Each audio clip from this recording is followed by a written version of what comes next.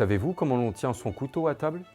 Le couteau se tient fermement par le manche, sans raideur, l'index posé naturellement sur la mitre de la lame, jamais crispé, qu'on ne l'empoigne point comme un stylet ou un crayon.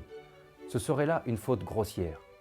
Son office est précis et limité, couper les viandes, les volailles et certains légumes fermes qui résistent à la seule action de la fourchette, telle l'asperge. Mais qu'on ne s'y trompe point, le couteau n'est pas d'un usage universel. On s'en passe volontiers pour le foie gras, l'œuf à la coque, les pâtes, les légumes déjà apprêtés, la salade, le poisson, sauf lorsque des couverts spécifiques sont prévus ainsi que pour la majorité des desserts.